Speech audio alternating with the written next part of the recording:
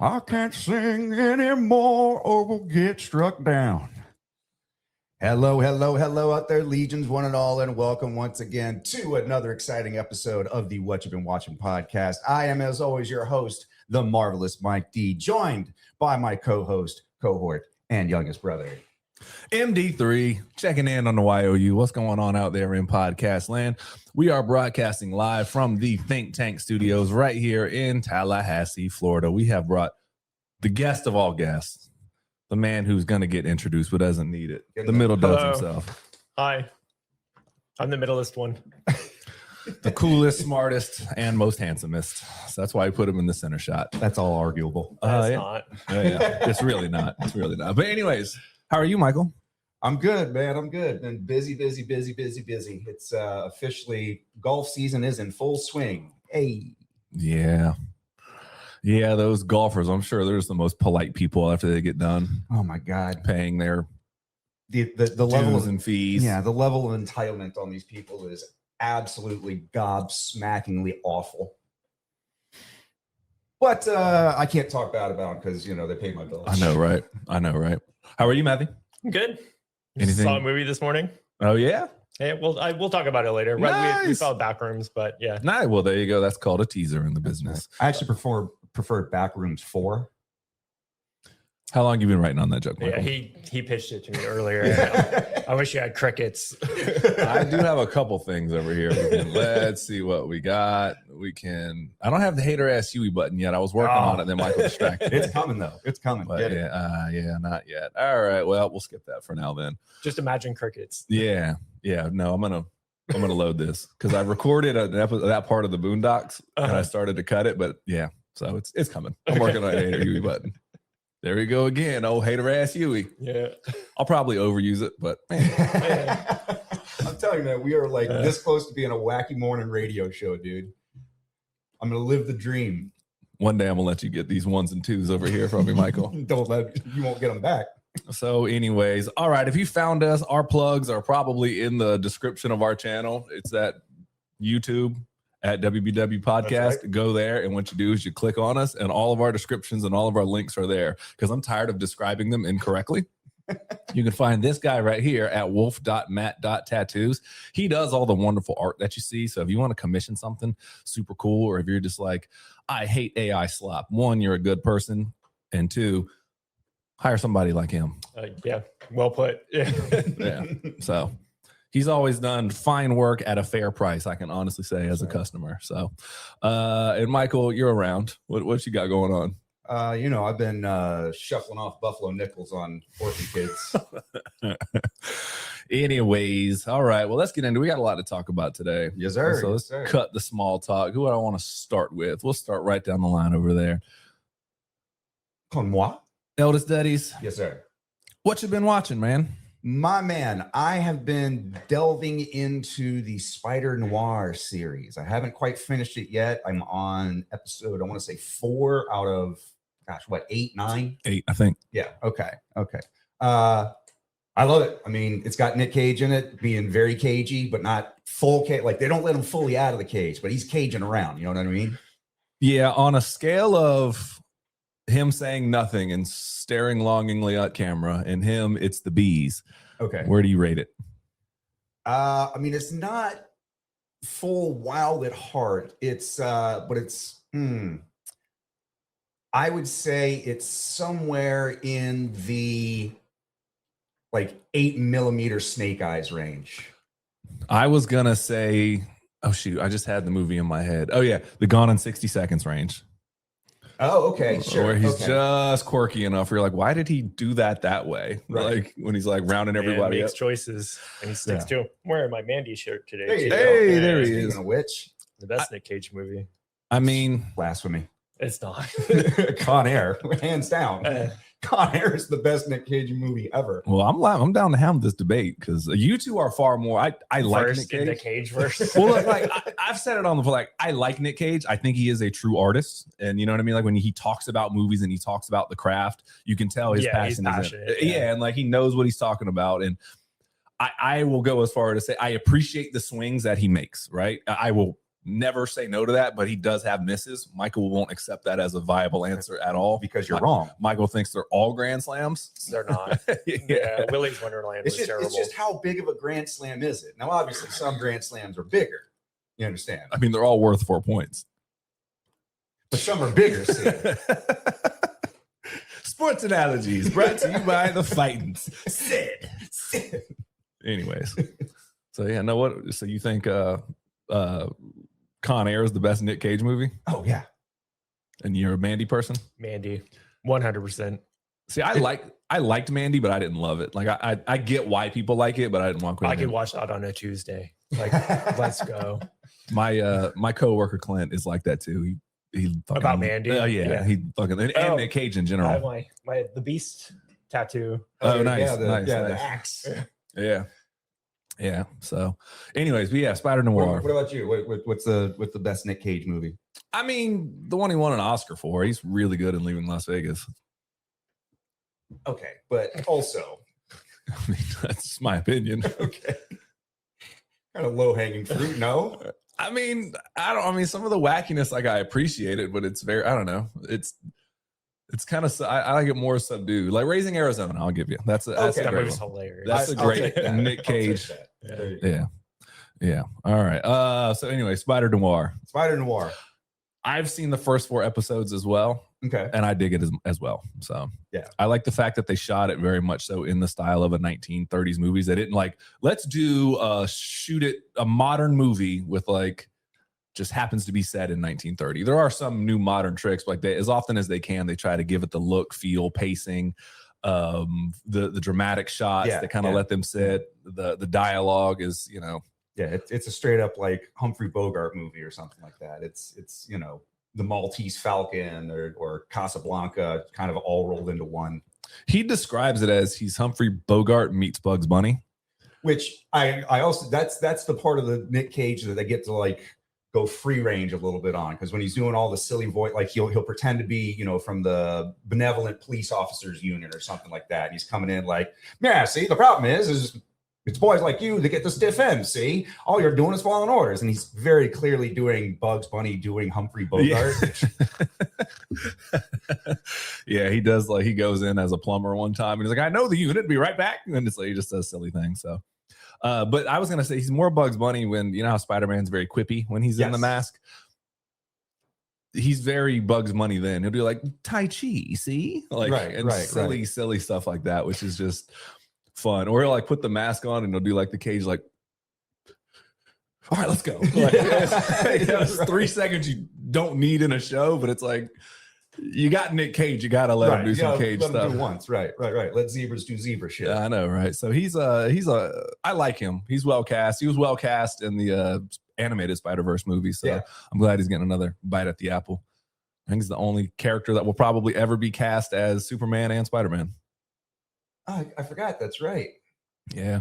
I mean, it's not too late for Tom Holland. He could work his way into a Superman role. Yeah, he could maybe be a Superboy. He's not.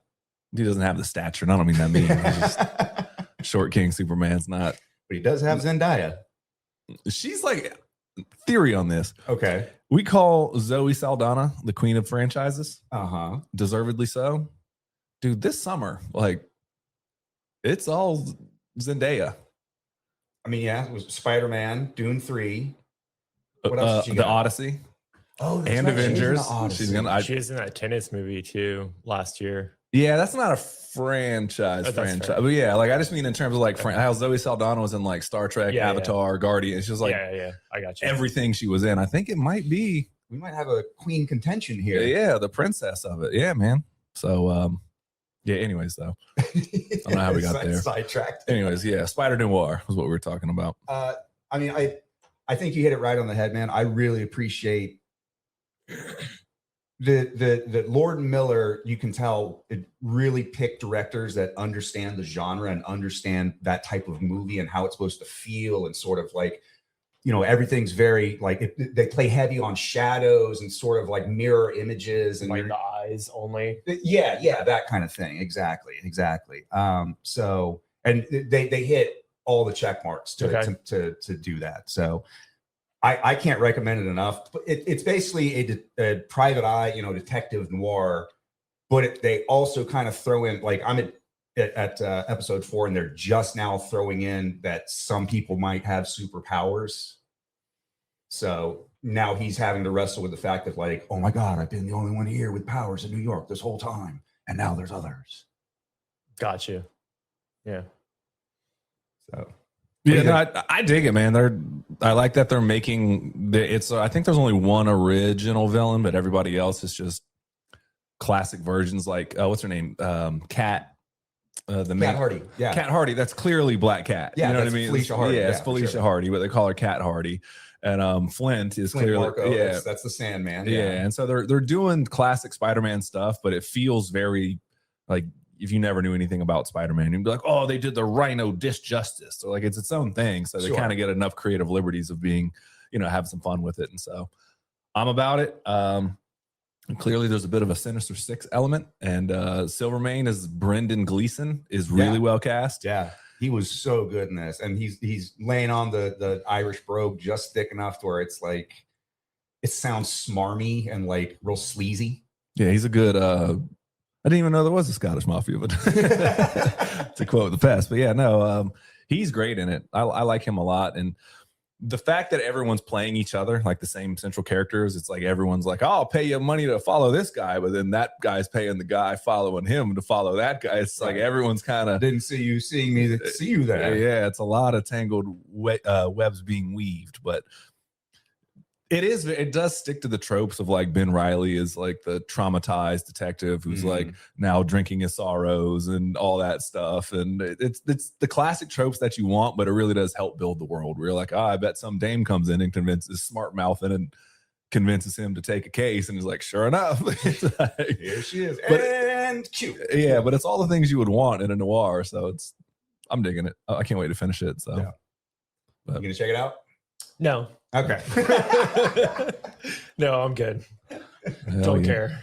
Sorry. Matthew, they have it in color and black and white. And I got to say, I've watched a couple of episodes in the black and white. I prefer the black and white just because I think it again, adds to the sort of aesthetic that they're going for. But that being said, the color version, I mean, it pops. It literally looks like it's something out of like the Wizard of Oz where they did like, Panavision, or not Panavision. Technicolor. Technicolor, thank you. Yeah. Like the reds are vibrant red and purples are deep purple and the lights look spectacular. So the color version is worth watching, but I actually prefer the black and white version. Okay. Yeah, I've only seen the color version on the YouTubes and stuff. So, but all black and white over here, big dog. That's right. What do you want to rate it for now? We'll come back to it when we finish it. I'm gonna rate it 1 hard drinking, hard hitting gumshoe with a secret. I like it. I don't know if I'm going to top that. Out of scope. Yeah, see? That's the only thing I can add to that. Would you watch it? Yeah.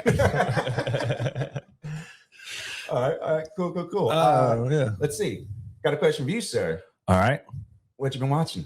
All right. Well, I teased it on the YouTubes. Actually, had some good discussions on there. So I appreciate everybody who sees our YouTube shorts and makes comments. That's what we do. Even if you disagree, I like it. Oh, and speaking of which, I got an actual phone call and they were 1,000% on the money. So I got to give a shout out to our listener, Chris. He's a new listener and he listened to when we were talking about the Hulk Hogan documentary. Okay. And I said, yes, that was some of my finest work now that you mentioned it. He shit on it, rightfully so. So before you puff that chest too high, play black. No, we were talking about top 4 on the mic of all time. We were like, what's your Mount Rushmore of mic work? Right. And I think it was because it was the glaringly obvious answer that we just took it for granted and blew right past it. Neither one of us even said the words Ric Flair in that moment. No, we had to have. We didn't. We didn't? No. And he called me very much. So like, I hear you, but you guys started with The Rock. I'm like, ooh. Like, we had mentioned him earlier and then came back. We didn't mention Dusty Rhodes, baby. Oh, that's right. Yeah. Son of a plumber, baby. I've been all through these hills and hollows. Georgia summers, they peel the walls. Oh, that's right, man. Oh, we didn't mention both of them? So yeah, we got our first dear ass face phone call. Oh, all right. Hey, so shout out to you, Chris. Thanks for calling us on our reprehensible bullshit. Yeah, no. So anyways, but yeah, before you puff your chest too hard on that one, man. I wanted to put that out there because I told him I would. I was like, no, that's embarrassing. Both of us just glossed right over old Ricky. Two of the all-time, hard hitters, man. Like that's like leaving out Babe Ruth and Mickey Mantle. I think it was like when you did we played a movie trivia Moxie and you were asking me name everybody that's won an Oscar and a Grammy, right? Or name, and I did pretty decent on it, but I blew over like two obvious ones. I think because I had them in my head the second you told me the question. And so I was like, well, those are the obvious ones. And I don't think I said Eminem and Jamie Foxx. Yeah, it was right. Like, it's like first ones that I just rattled off a bunch of other craps. Like, why you know those but miss those? I don't know. Right. I think it was a similar situation. So yeah. I was trying to go for the deeper cuts and I left off the obvious answer. Yeah. Yep. I mean, I'll say it. Dusty Rhodes and Ric Flair definitely deserve to be on the Mount Rushmore. So yeah, there we go. So that's a little bit of recreditation for us. All right. Other than that, though, I did watch the Masters of the Universe. Okay. I really wanted to go see this. I just haven't had a chance yet. You'll like it. I mean, I'm sure. I'm always like, everybody, you're too soft in your reviews. You like everything. I'm like, I don't know, man. I like going to the theater. When I go to a theater, I'm typically like getting off of work and I want to transition to like not thinking about whatever the hell I'm thinking about. So I give it this certain grace of just one, like, did it entertain me? And I've said this on the podcast a million times. It definitely does entertain you. Like it's shot very well, or well enough, but it's very colorful. And then, like I said on the short, the CGI spotty at times. But I also am very convinced now that Hollywood's just like, they're good enough. Like they're just gonna keep doing and that's what you get. That they're just gonna keep doing the spotty CGI until we just accept it as like, okay, that's just what we get now. Like, so they do a lot of practical stuff too, like. Trapjaw is like there's in costume a lot. Like Beastman is clearly CGI. They may have got like mocap work for that.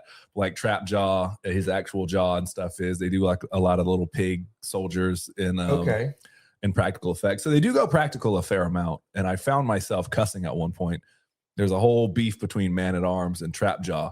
And he grabs his jaw and open it, and I was in the theater, and I was like, "Rip his fucking jaw!" I find my bunch of little kids like, "Why is he so angry?" I really got worked up in that moment. Like, I'm really not like I was talking to her. I'm really not that squeamish, or I am pretty squeamish when it comes like horror movies and like. You're just like, rip this out. Like I get into it sometimes. And it just came out. You felt it. You felt it. He was stuffing a grenade in his mouth. I was like, rip his fucking jaw.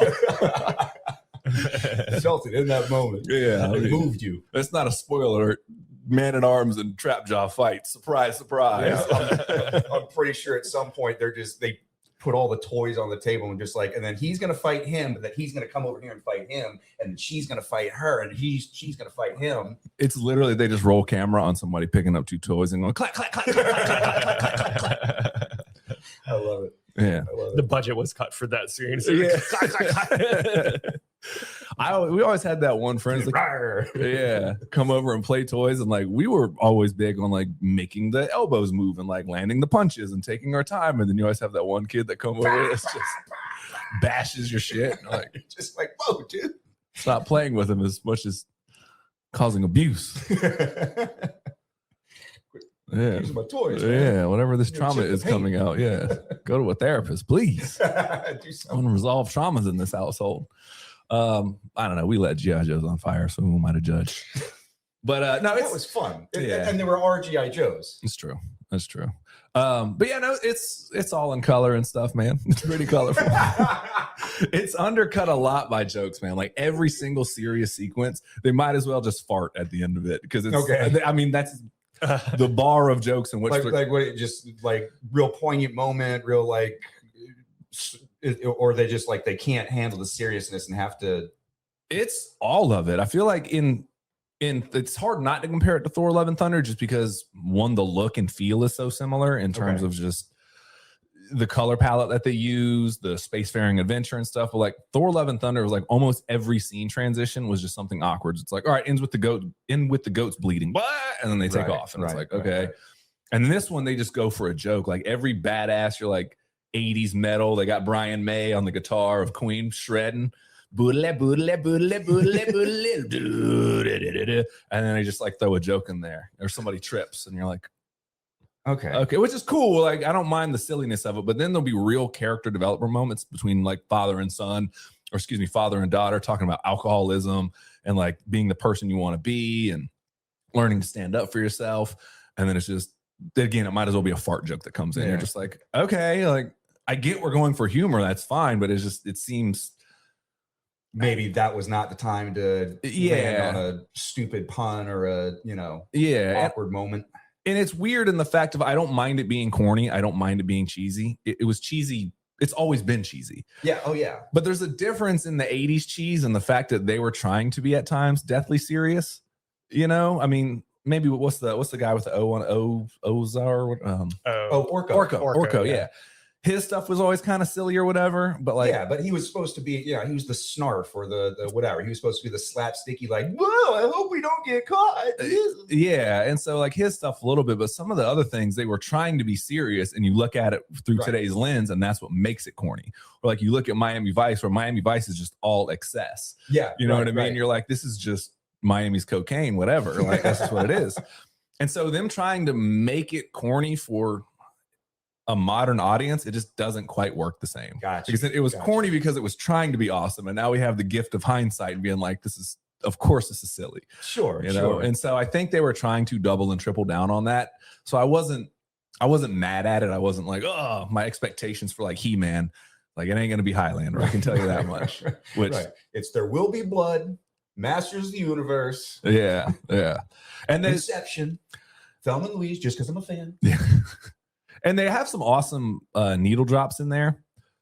One of them, like speaking of Brian May, there's a certain Queen drop that comes in there after, somebody's looking for a sword. You can see the parallel to a different Queen. Is it? No comment. But yes, it's probably what you think it is.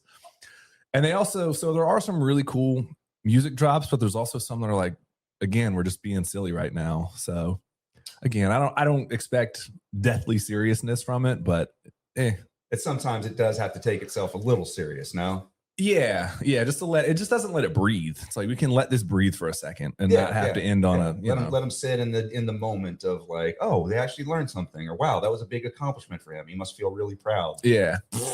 Right. And the other part is Adam was never like a pipsqueak when he wasn't He-Man. Right. But he wasn't like super buff. He got extra swoliticus when he was there. Right. And so it's funny in the fact of, they clearly are not going to stop production, hire this guy as some, you know what I mean? Scrawny, kind of in shape guy, but like not He-Man levels, and then like stop production while he gets in shape for the He-Man scenes.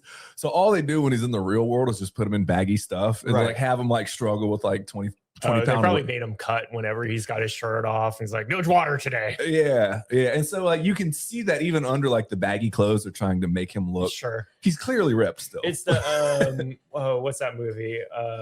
You take an ugly girl and put glasses on her, and then they reveal, oh my god, she's hot now. Is it not 10 Things? It's basically Pygmalion, but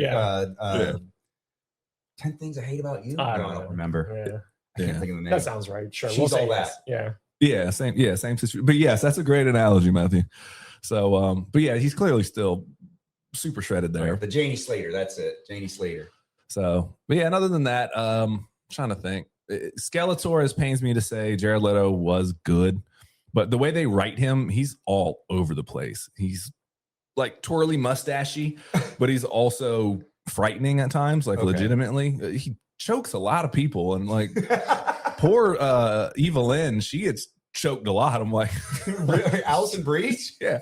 Bro, you can't be choking Allison Brie like that. She also has very little to do in the movie except be choked. It's really fucked up. But I'm not saying that like they don't give her a lot to do as a character. It's just like she just stands there like, yes, Skeletor, and then he gets mad and he's like, somebody's taking this, and like she's the closest one. Like they give her nothing to do. Oh no, yeah, like does she not have like an epic battle with Teela or something? I mean, she does, but I mean, only because they knew you're like, okay, clearly the women are gonna sound off, and Battle Cat's gonna fight Beast Man, and He-Man's gonna fight Skeletor, but that's it. There's really like she doesn't do anything. She's just kind of there, and so I feel bad because I really like Allison Brie. She's awesome. Yeah. But it's just, I don't know. Everyone else seems to kind of have something to do, and she's just kind of like, you would think at one point that she has like a quick moment where you think like, okay, she has ulterior motives, or she's gonna, no, I'm sick of your crap, Skeletor, kind of thing. But then that just never happens. So she has this look at the camera that's like, okay, she is this layered character, and then she just signs right back up for it. And you're like, okay, like, guess not. So I don't know. They're gonna save it for the sequel. I'll be back next time. Yeah. But Jared Leto actually does do a pretty good job. And I get it pains me. It pains me. That's a sentence that has not been uttered on this podcast before. I don't think ever. He's King Twal. He's King Twal. I was in the movie. I played the Joker. Twal. Yeah, dude. He's the person. I'm a method actor. Twal. Yeah, no. But I get why they don't do the like this time or next time man. I don't get why they didn't do that. I mean, you kind of got to do your own thing unless you're doing that exactly. Like, make it your own, I guess. They're trying to update it for a more modern audience. So I understand it. And the fact of like, that's been done. I have no interest in just imitating that guy. Just get him to get a stunt actor and then just get that guy to do it. Otherwise. Right. So, sure. But he does do a good job he does go from menacing to a buffoon. And they have so many meta jokes in there as to like, there's a lot of like, hey, audience, we know how ridiculous this is. Right. And so those jokes work. But it's a quantity over quality thing where they just pepper you with just joke. It's like Guardians of the Galaxy ramped up, you know? Okay. Gotcha. And so there are a lot of times like he laughs and he's like, and he like sticks his fist in the sky. And like everyone stops laughing. He's like, when I stop laughing, it's over. You can disperse.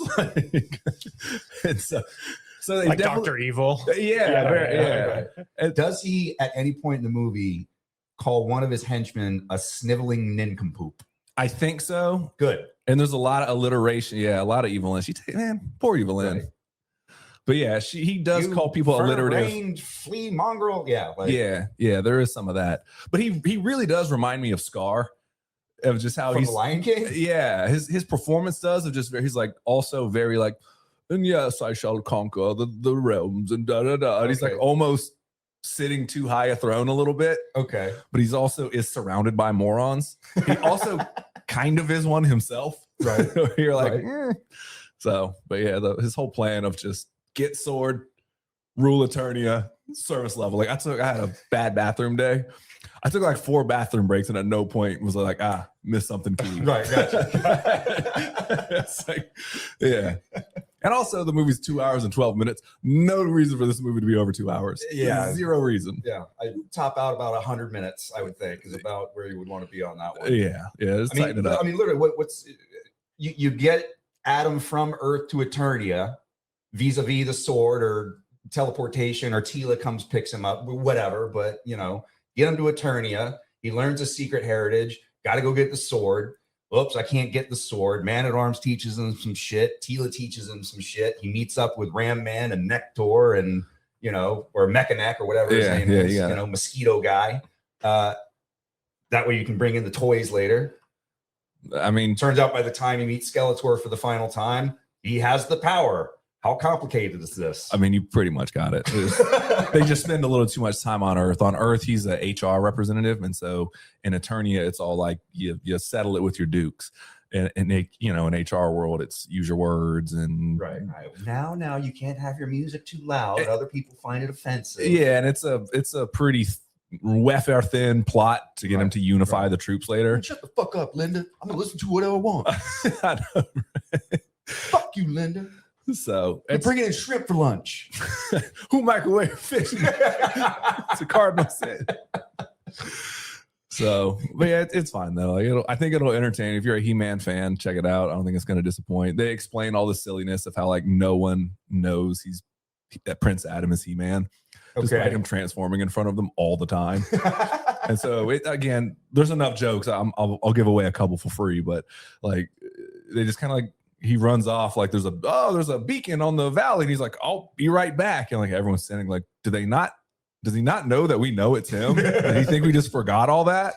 Should we say something? And Man-at-Arms is like, just let him have it. And so they do kind of wink at the camera for certain parts of the ridiculousness of the cartoon of like, clearly Prince Adam is He-Man. Like you got the same Captain Kangaroo haircut. Like, what are we doing here, bro? What are we doing? So yeah, man. Oh, good Lord. Right. Yeah. So what do you rate it? One lack of stinkor. Oh no. Oh yeah, and there's like 3 post-credit. Sure. Yeah, there is. So Sure. yeah, one's like right off the rip, and then they you'll see, whatever. They She-Ra. Nice. Yeah, which means that they're going with the original canon and not like the one where she was an alien, but where she's actually the sister of He-Man.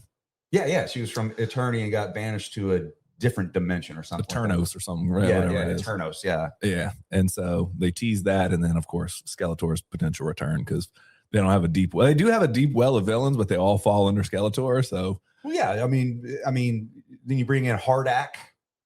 Oh, see, I'm curious to know your thoughts of it. I guess he was more of a She-Ra villain. I don't remember. My question is, did Fisto fist anyone? Fisto fists a lot. They even address how they got their silly names. But yes, that's like his whole thing. Like why he's Mechanic and Ram Man and Skunk Man, and he pretty much got banished to Earth as a small child. Okay, and the only way that he could remember Eternia was through these drawings. And so as a kid, he didn't really know their names. So we just called him like Ram Man and Mechanic, the human periscope, and man Triclops. Yeah, and all the other stuff. And so he didn't really. And so those just names kind of carried over when he came back. And so everybody's just like, well, I guess that's my new name now. Pretty much. Yeah. It's like their battle names now. And they tease him at the end, like, do you have one for yourself? He's like, yeah, you won't like it. It's nah, don't worry about that. They're like, oh, no. You're like, you're not getting out of this one. Yeah, I saw a clip where he's in the HR office and it says he, him underneath it. Yeah. He-Man. Yeah. That's his name's a pronoun. Yeah, people were shitting over that. Like, he made a woke joke in the trailer of the He-Man. I'm like, joke. Yeah. It's a normal joke. Yeah. People are idiots, though. I mean, his name is He-Man. What do you do with that? You have to make a joke about it. Yeah, it's right there. It's the silliest shit ever. Like, you better wink at the camera when you do it. The hell are we talking about? I don't care what your pronouns are. I just want to she them titties. What? Okay, all right. Well, that's going to be that for us. There you go. There you go. I got a couple songs for you. Sandman, come sweep me off. Yeah, I know, right? It's showtime at the Apollo, baby. What's happening? Well, all right, Matthew, I got a question for you. Go ahead and barrel up to that mic while I ask you this here question. What you been watching, man? Was it last week we saw this? Die Hard Dracula? Oh, this was last week. Yeah. It's basically the plot of Dracula, but Van Helsing and dude. Yeah, what was it? Oh, Steve. I don't even remember. It was Steve because they shouted it at least 4 times because that was the only way we could remember his name. True. Because they went, "Where's Steve?" Well, and we kept joking that we didn't know anyone's name because they didn't shout it. Yeah. But it's basically the plot of Dracula, normal Dracula, except Van Helsing is an alcoholic asshole. The actor, the actor is an alcoholic asshole who is very drunk on set.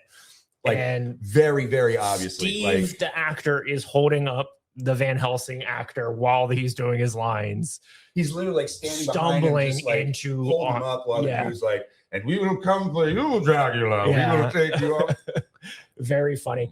But at some point they start trying to kill Dracula, and they keep doing like a Wile E. Coyote kind of thing of trying to kill Dracula, where they like get a grenade and they use like a slingshot to shoot the grenade into the window where Dracula is playing a violin.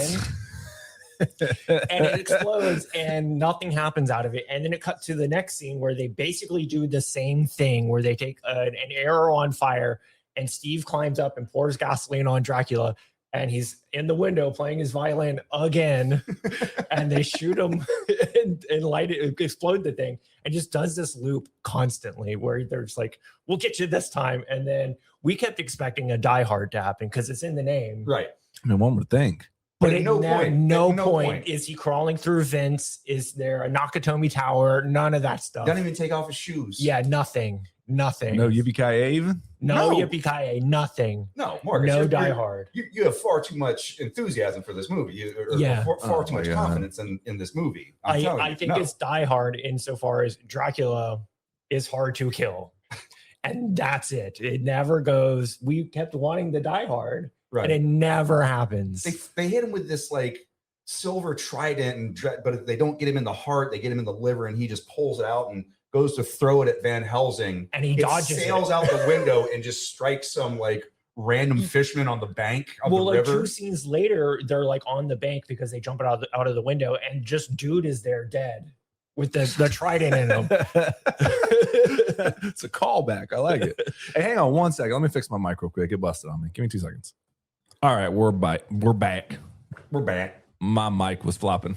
So yeah, so at least they do a callback joke for that. So it's a series of just Roadrunner, Wile E. Coyote bits. I wish they would have played it more like a Looney Tunes bit, but it's shot so terribly. Yeah.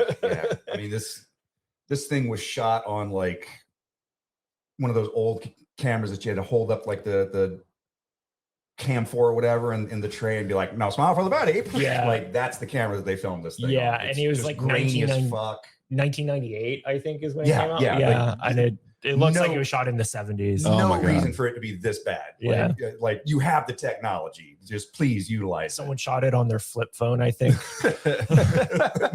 Hit me on my next tail shirt. Yeah. And I mean, I'll go ahead and tell you the best part of this movie is that there's boobs. Lots and lots of boobs. Oh, yeah, there were boobs in it. How could you forget? It was literally the best part where I was like, okay, cool. So we've justified having that actress on set. Just for her boobs. I mean, why else would, come on, you're not hiring them for their acting abilities and depth of character. I promise you. Well, and they tried to do this thing with, do you remember the succubuses in Dracula's castle? They tried to do something like that. One of them was Monica Bellucci. In that movie that we just watched? No. In Bram Stoker's Dracula. All right. Okay. Tim Burton's wife, right? No. Now. Yeah. Wait, he's married to Monica Bellucci? I don't know. He went from what's her name to what to Monica from Bellucci. Helena Bonham Carter to Monica Bellucci? Yeah. That's why she was in the new You Beetlejuice can't have movie. everything, Tim Burton. Stop it. Stop. Well, I'll tell you one thing he doesn't have is black people in his movies. I mean, damn. Yeah. That's it. Great day. Yeah, he called that one. No, he's not wrong. He did have Billy D. Williams in the Batman movies. That's it. Oh, yeah. Oh, I thought so. The one. Yeah, he's got one. That's his one black friend. And even then, he didn't even make it all the way to Two-Face, man. I know, right? Anyways, enough of that. But yeah, so they don't lean into the slapstick enough. It doesn't sound like. It's hard to tell whether it's intentional or just badly done. To be real, that's the hard part. I wish that is more like Hundreds of Beavers, where like it knows what it is. And it's just like, let's do this routine. Yeah, we're just going to do a live action over cartoon. Yeah, and it doesn't do it. Yeah, that sucks. I'm not sure whether it's intentional or not, but I think that they were trying to make an honest to goodness like action movie. But the problem is that they hired all the worst people to pull that off. And so it can't help but come across as campy. Yeah. So well, and all the like the set design and stuff like that, just like plywood dungeon painted to look like bricks. And like you can see it from a mile away. Yeah. It looks like a middle school like play production of like Romeo and Juliet or something. Like they just spray painted bricks on this like matte gray wall or something like that. Yeah. The lighting's horrible. Like everything's in shadow. Dracula keeps changing his face throughout the entire movie, and we were like, "Wait, is that the same Dracula, or is that a new Dracula?" Well, and there's times where he has like a monster face, and it's like, "Oh, that's obviously Dracula." And then other times he just looks like dude. He looks like gray face paint. Yeah. And then sometimes the actors will change, and it's obviously they have a different body type. And it's like that's the stunt man that's gonna get set on fire, and that's exactly what happens every time. And it's like, oh, that's the Dracula. That's not the Dracula. Maybe that's the Dracula. And it's hard to tell. But even then, he's like sneaking around town, and he's got this like real taut face, and like he looks like very bat-like, and he's got the fangs sticking out, and they're like, "Well, hi, stranger. We've never seen you around." And he's like, "I am hunting." Yeah. Well, and you can tell that's where their budget. You look just like a Dracula. I'm not gonna lie. Did I ever tell you that? you can tell that's where their budget went for that day. And after they did it one time, they're like, we don't have the time or the money to do this shit again. I'll just slap the mask on. Yeah. That's pretty much what it was. And what was funny is like the reason we watched it was because we watched it with Glenn, and he had rated it, saw it years ago, rated it 4 out of 5 stars. And was like, I don't know why I rated it 4 or 5 stars, but we're watching it tonight, and it was not 4 out of 5 stars. No. In fact, you might say the movie sucked. Well done. I'm gonna allow it. Over here. I'll take it. I only have 4 buttons, and I've already ran through 5 of them. So it's Matthew's disappointed stare is what fuels it. Actually, I know why you do it. He gets that Vietnam vet 1,000-yard stare. Like, I've seen some shit, man. Matthew's like, I didn't draw first blood. Yeah, so like I don't know, man. There's something to be said about make your movie no matter what, and if that means painting shitty bricks on a cardboard cutout, then like I part of me respects it, but also like you can't be too serious knowing that. I mean, unless you're just simply practicing, like, hey, I'm gonna be, I mean, I guess everything's a lesson, you know what I mean? If you learn something from doing that movie about camera movement and placing it, but like at a certain point, also using like non-copywritten music, like it was all like Waltz of the Blue Danube and like Symphony No. 9. Yeah, like every musical cue was like, oh, that's fucking Thus Spake Zarathustra. That's what that is. Yeah, like Moonlight Sonata. And yeah, stuff like that. They saved it all for Mambo No. 5 in the credits. That would be That would be funny. Little bit of Dracula in my life. Little bit of Mina. See me. Shall I call my eyes, Daddy? Oh, man. I have seen dark things at that castle. So y'all watch bad movies on the regular. Oh, yeah. I just defend bad movies and try to make them sound like they're awesome because I spent my money on them. That's my whole thing. I'm like, it has to be good because I spent the money and I went to the theater. I have to justify the $28 it cost me at this movie theater. Yep. That's what it is. No, it's too broke to be not enjoying stuff. You better smile. You better come out this theater skipping. I know, right? You better bring that popcorn home, son. I'm telling you. Don't you throw that away. I do get That's your dinner. I was at the theater recently. Like, it's only 50 more, like 70 more cents for a large. I was like, nah, I need the regular. It fits in my the large doesn't fit in my my center console. My center console. And I'm taking a drink with me, believe me. She just cracked up. It's like, do you think this is, bro? Watch me go there. I don't want all that much Mountain Dew, but watch me go there, fill up about 1/8 of this with sugar-free mellow yellow, drink that, decide that's not enough, do that again. Then we start the process. Right. No wonder I had to pee 4 times during the He-Man movie. Dude, Marcus, I can't help myself. 68 ounces of soda before he even walks through the doors. And then it's a water after that. And then I'm like, let me water down my Powerade Zero Sugar. That's the healthy move. There we go. I'm so stupid. Mark's out here fat planning. Why people listen to me at all? Unless your plan is to get free shit, turn this off right now. Anyways. Oh, shit. So what would we rate it? Oh, man. I'm going to rate it way too many Dracula masks to know which Dracula is Dracula. I'm going to rate it The Devil's Concubine out of 5. Oh, okay. Nice. Like I said, out of 5. I will say that we talked about it a little bit. The guy to watch was the actor to watch was the dude that played Van Helsing. Oh, yeah, but he was so drunk. Oh, yeah. The entire movie. This dude definitely graduated from the Robert Shaw School of Acting. Oh, for sure. I'm just like... I mean, Marcus, it was you could tell he was a stage actor too, and never been on film, but like just the way his presence, hysterical. Just watching, like funny. He is fucking. He like stumbling. There was a scene where he had to jump out of the window and he couldn't swing his legs over in one swift motion. And so he like help him out. Yeah. Seal bellied it a little bit. Like, yeah, and there's a scene where he walks in, I guess Dracula's bedroom or something, and he's like, I guess there's a step down in the stage, and he like stops entirely, and like the other guy like grabs him and helps him down the stairs. Yeah, that dude rules. Underrated performance of the week. Fuck yeah, underrated performance of the week. Yeah. Was that Cameron Mitchell is always drunk and sitting down on? At least he wasn't sitting down. Like, yeah, that's true. Movie, that's true. That's true. It's like, what was it? Brando and Apocalypse Now. Oh, we're yeah, talking yeah. about, where he's Well, just- and Island of Dr. Moreau. Right. apparently that was just like a show off of who could be the worst human being was between him and Val Moreau? Kilmer. All Yeah. that movie. I love Island of Dr. Moreau. And what's so funny is like there's a documentary about it. I forget, Heart of Darkness. Yeah. And it talks about what's the guy's name? The original director. Oh, it escapes me. I He couldn't did tell Color you. Out of Space as well. Yes. Yeah.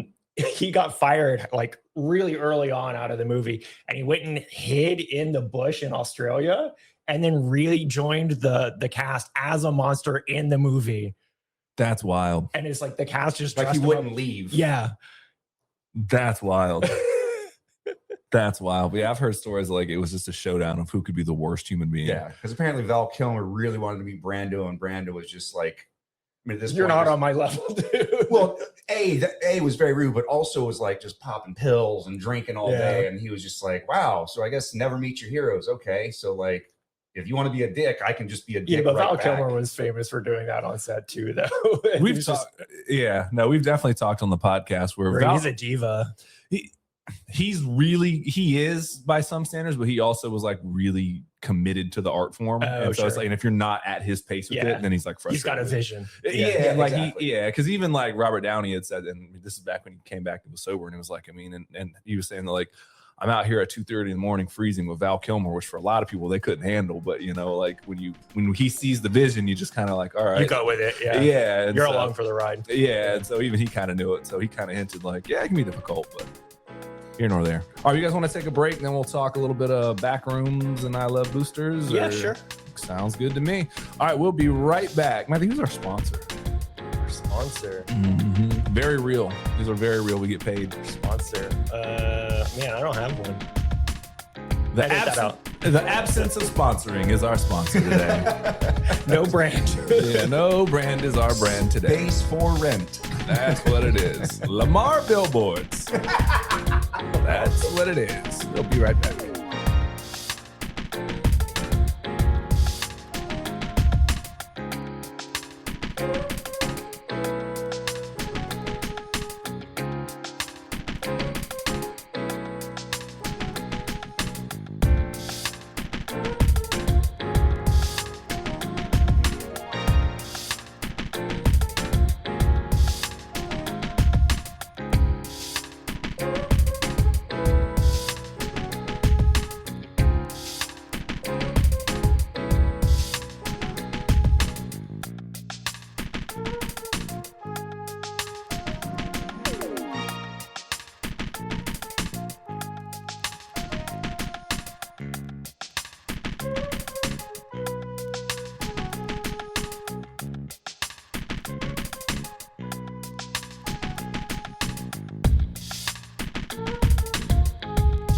And we are back.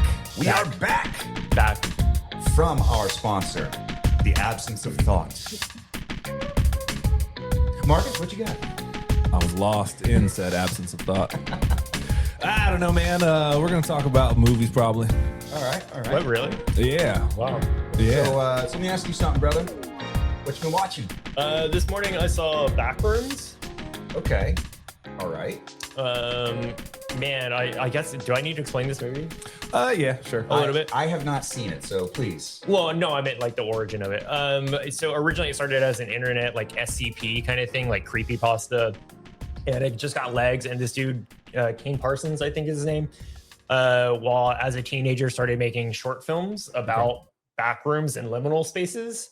And somebody A24 threw money at him to make a And film. a liminal space would be something that is, I guess, in between spaces, or like Yeah. like if you were in a house going between rooms, the liminal space would be the space between the walls. Yeah, sure. Yeah, okay. Yeah, But it's just an eternal liminal space. well, so it's basically this dude has a furniture outlet store, and he is not doing great. He's just going through a divorce. He's an alcoholic. He discovers in his basement a space that is kind of infinite. He goes downstairs and he passes through a wall, and it just goes on and on. And so he starts mapping it, and he starts telling his psychologist about this, and she's like, he's like, well, are you going to Baker act me? And he's like, well, you haven't said anything that crazy to make me Baker act you. And he's like, well, fuck it. You're not listening to me anyway. So he fucks off and he disappears into the liminal space of the back rooms. And basically what it is like, you'll walk into a room and it'll be a hallway. And then the hallway has like weird angles in it. And it keeps going and going. You'll walk into a room where it's got like a tiny little doorway and you crawl through the doorway. And then you end up in a different elevation, like MC Escher space kind of. Okay. Going down a sideways stairs. Yeah. And it kind of does that. And so he starts mapping it and trying to figure out what's going on. And his psychologist gets worried about him, shows up at his store, finds the back rooms, and then crazy shit happens. Okay. And that's pretty much the entire movie. It's kind of Being John Malkovich meets like The Cube or something like that. I know Being John Malkovich. I don't know The Cube. Oh, it's 4 prisoners wake up in a cube prison of ever-changing rooms, basically. Oh, sure. Yeah, and basically what it is like you'll see a room and then you'll see the same instance of a room, but things are different. Like the geometry is different. Like highlights for kids, find the difference kind of thing? Yeah, kind of. But it'll be like where there's a door, now there's not a door. Where there's a window, there's not a window. Angles will change. It's very weird. And so not just like color swap differences, but like the whole structure of the room has changed. Yeah, and stops making sense. And there's like a lot of like optical illusion camera effects that are very real. Like there's a scene where there's like he's in this room and it's a big room, empty, and there's like this weird geometric like architectural structure. And I thought that it was a matte painting and that he would never go back there. And it was just in the background. And he Okay. And then literally 2 seconds later, he turns around and goes up what I thought was a painting. Okay. And I was very impressed by that. It's like they built this set and all of these things are real in it. Yeah, that's a director of photography that really understands like playing with your mind and like getting a carpenter to build that for you, you know, like right. It's crazy. And there's so many weird optical illusions. Like you know, in like the Labyrinth where there's like you're walking down a hallway and you don't see that there's a passage there because of the way right. It just looks like one big brick wall. Yeah, it's stuff like that happens a lot in that. And you'll see like shadows around the corner and they'll be like, oh, who's there? And nobody will answer. And then you hear boom, boom, boom, boom, like footsteps or something. And then they freak out and get the fuck out of there. Okay. And then there's this thing about like, it's sort of about like gentrification and like empty businesses that exist in your town that like kids would break into and stuff like that. That doesn't really happen, but it sort of talks about like the old like mattress warehouse stores and stuff like that are out of business. And it kind of talks about that. It never hits you over the head with it. It just presents these ideas and you got to figure it out. I like that. Yeah, I like movies like that. So what's the point? Just like what's up with these spaces, or here's how we deal with the problem, or just we're just presenting an issue and it's up to you to decide what you do with it? It's more surrealist where it doesn't really answer anything for you. It just presents questions and you're supposed to kind of figure it out as the audience. And I like that in a movie maker. I like Kubrickian kind of filmmaking where it doesn't really, it presents stuff and lets you figure out and trusts the audience to be smart enough to come up with something, some sort of answer. And I don't think there's a real answer. I don't think there's one answer, to be real. Interesting. But it kind of goes into like he's talking to a psychologist about why his wife left him, and she's like going off about like, oh well, we have these like neural pathways and you have to choose to take a different neural pathway rather than being stuck in these loops. So when he's in the like liminal backroom space, he keeps looping back around to the same spots accidentally. Got you. Okay. So it kind of goes into that. That's very heady. That's it's really heady, but it's also there's like zero plot line in this movie. Okay. It's wandering hallways. It presents stuff about psychology and like really the liminal space is your mind. That's it. Dope. Is it scary or is it just more no? tense? It's more psychological and tense. Okay. Yeah. I'm sure there are a couple jump scares. Yeah, there's a few jump scares. Yeah. Like mostly like shadows will pop out, and there's like this thing about like he plays this his furniture store is called Captain Clark's Ottoman Empire. Okay. which is funny, That's right? great. But when he's shooting commercials or something, he's like a pirate with a peg leg, and he's walking around. And he's like playing this character, and so like one of the demons he faces in the liminal space is himself as a pirate. That's awesome. So why would he be a pirate in the Ottoman Empire? They literally asked that question. Like one of the people that works for him is like, shouldn't he be a sultan if this is an Ottoman Empire? He's like, shut up. I like that response. Shut up. It's my business loan. I don't want to play a pirate on the commercial where somebody has the mic too loud. There's also this thing about his psychologist, like her I guess her mom was crazy and that they were squatting in their house. It doesn't tell you any of this stuff. It just shows you stuff. Okay. And you're supposed to figure out like in flashback form. And so she's like attached to like her childhood home. There's also her house of trauma. And she like carries it, right? There's this like little brick that she carries that has like her handprint on it. And she carries it with her and it ends up saving the day.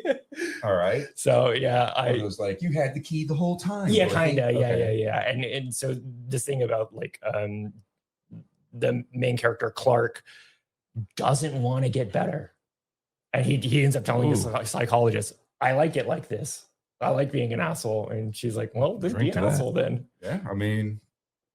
So there's this idea about like mental loops and neural pathways and stuff like that. And also how you kind of have to decide to change. Sure. And he doesn't want to. Right. I relate to him. And then it also saves the day where bringing her past back, she's going back to that loop. And it saves the day because she's still thinking about her childhood home. So what if I'm understanding you correctly? It means if you're going through something psychologically, don't change. Yeah, don't change. Stay on the same path. Stay on the same path. And it will all turn out okay. Yeah. Well, thank God for the movies. Well, there's also that's like research people, kind of like in Cabin in the Woods, you know, there's the people that are researching the cabin and they have to release. There's that sort of thing going on in this movie too. Okay. Doesn't explain it yet again. They're just there. Yeah. It never pulls back the veil and explains anything. It's a surrealist nightmare fuel. I can get on board that, man. I just appreciate the fact in terms of like, again, we were talking about it earlier with like paint the bricks or whatever to get your movie made or whatever. Right. This guy's like, I have access to these amount of rooms in a warehouse that's been closed due to online shopping. Really impressive how much the individual spaces, like every room, there are little changes. And I assume that they built it modular so that they could change things out. Slide in pieces. Yeah, slide in pieces and remove them so that they could do it on the sign stage. Really impressive how much work goes into making the same thing. There's also like a lot of color grading. The wallpaper in a lot of the rooms is yellow, which is like this color that makes you uneasy. Sure, yeah. And so the whole movie is like that. Gotcha. Whereas like filtered yellow the entire time, and it just makes you kind of have the icks. Yeah, but we were kind of talking about that, I think, when we were discussing not Planet of the Apes, Quest for Fire, how like some movies can only be told in the visual medium. And it sounds kind of like that. Like this is a movie that's supposed to like titillate the eyes and the visual senses. No, it's really ugly, and it's really intentionally ugly. Well, but even still, that's still titillating. That's still. But we'll get into like color stories in a second when we talk about I Love Boosters, because that is a huge theme in that movie. Yeah. Okay. Big theme in it.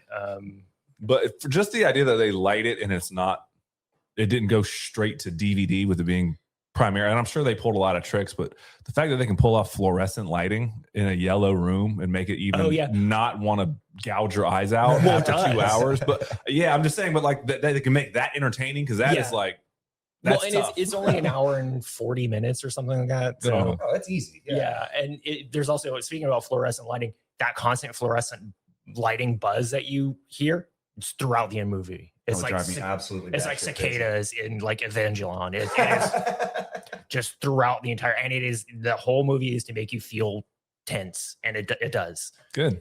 I mean, some people may be overreacting to this. I don't know. Time will tell. But I know a lot of people are like, it's the two between this and the movie Obsession, because they came out so quickly and they're both such young filmmakers that really made it.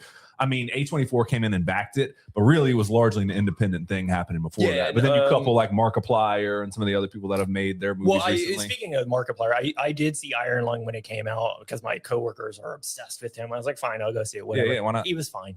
That's the YouTube guy. Yeah, I'm out of the loop. I don't know. He's a streamer. He plays video games, and he's like really genuine and like a totally nice guy, which is very rare in that space. So people like him. I'm waiting for the dead bodies in the crawl space to appear. We're all waiting for that. Yeah. But I say all that. The only reason I bring them up is because a lot of like, you never know. Some people may be taking the talking points too far, but they're like, this new young batch, like Hollywood's in good hands. And maybe it is, and I hope it is. And it is a breath of fresh air to see something that's largely outside of the studio system get made, gain popularity. Right. Yeah.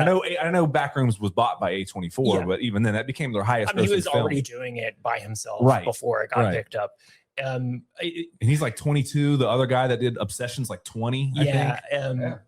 Like 10 years ago, you would see all these like independent filmmakers that would do something crazy, put out a movie that people would love, and then Marvel would pick them up and give them a movie out of nowhere and way too much money. And they're just a yes man for the studio, you know, and I hope that doesn't happen with this generation. Yeah, this was like, it's weird because a lot of times people, again, I listen to a lot of like movie channels that talk about the industry as well. I mean, like Dan Murrell talks a lot, you know, a lot of other people talk, but some people are like, see, and this is why the theaters are failing. It's like studios don't know anymore. It's like, you could be right, but also stuff like this has happened before. Like Blair Witch was very much like that. Yeah, that's just an example. But kind of but the whole Gen Z and Gen Alpha made by us for us kind of thing with like the whole pasta thing and everything. They're catching a trend that only they can track. COVID, like there's this like chasing this $1 billion movie that was going on in the industry, and like the only movies that were making it to theaters were big tentpole $1 billion gangbusters movies, and people got tired of it and they stopped being as good as they could be. And so people stopped seeing big budget movies and started chasing like low budget horror movies. I think that's you're not wrong on that. Yeah. But I think that the problem is that Hollywood responds to the money and not to the trend. And so when those big tentpole movies that were coming out during COVID, you know, these, you know, $1 billion movies, if that was the only thing that was coming out and people went to see it, then they misinterpreted that as, oh, well, they want more of this. That is what they want. That is what they did. Instead of understanding the trend of like, oh no, just these are the only movies that are available. Yeah. And people are dying for a reason to go outside of their house. So of course, that's the movie that they're going to go see. So they were chasing the money as opposed to, you know, reading the writing on the wall or sort of understanding like the socioeconomic trend at the time. Well, and the other problem with like big budget movies is that you spend $170 million making a movie, double it for advertising, right? Which means now you got to do a 300, 400. Right. So you have to make that back. So you have to make $1 billion to see a profit. And it's hard to do. And so when you make a movie for, you know, $1 million, $3 million, if it flops, it's only $3 million. Like in their eyes, you know, if it does gangbusters, you made 200% profit on it. Like, I mean, again, Blair Witch was a prime example. I mean, they shot that for like what, $100 and something thousand, and ended up making 6 million, 7 million off of it. And even the crew, we talked about it earlier off mic, but like even the crew and cast of the movie Obsession, the movie cost like less than $1 million to make, and it 32 times its budget or something like that, or 23 times, whatever it was. And they're already like, I got paid $750 to be a grip. And so back in the days, I don't know if people know this, but like Napoleon Dynamite, that cast and crew, their deal was because it was so small, the director was as generous as he could be, but he's like, we don't have, this is simply on us. And so then when the studios bought it, they were just like, we'll buy this at a flat rate piece.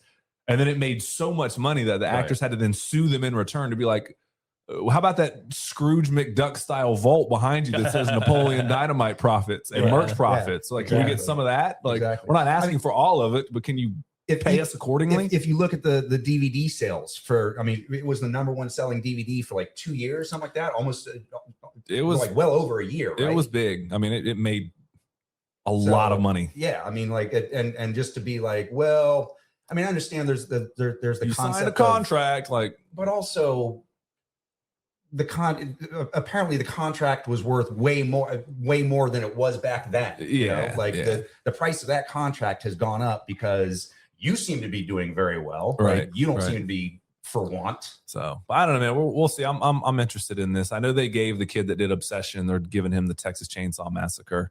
And really? They're doing the new ones. And when you were talking about the 100 million, we've talked about this before. We have to make the $300 million movie or the $5 million movie. I like that because, like, me, if I had $100 million, so like, let's say I won like the big lotto and I had $100 million, I'd be like, I want to make 5 $20 million movies. Yeah. Right. Yeah, you know what I mean? And so to get your foot in the door. But the issue is that became there no in between. Yeah, there was like, you have to swing for the fences and make $2 billion, or you have to like no mid-budget movies. Yeah, like the $50 million comedy's dead and all that stuff went to streaming. Yeah, and that's the part that annoys me. So when a movie comes out, like Zach Krieger's very good at doing it with like Weapons and stuff like that, where he has a mid-range budget movie, great script, great execution, clearly has the Robert vision. Eggers too is really another good. one too. Yeah, so I try to support those movies when I can as well. And boosters too. I don't know how much that costs, but it's not $100 million. I can tell you that. It didn't do very well just because it was a weird summer release. But we'll get into that. Yeah, you want to rate Backrooms? Yeah, any more on it, or take your time? Yeah. First of all, I'll say this movie is not for everybody. A lot of people are gonna be like, gonna go see it because it's being hyped, and they're gonna be bored out of their minds. I was almost falling asleep during this movie. I was like super tired when we saw it.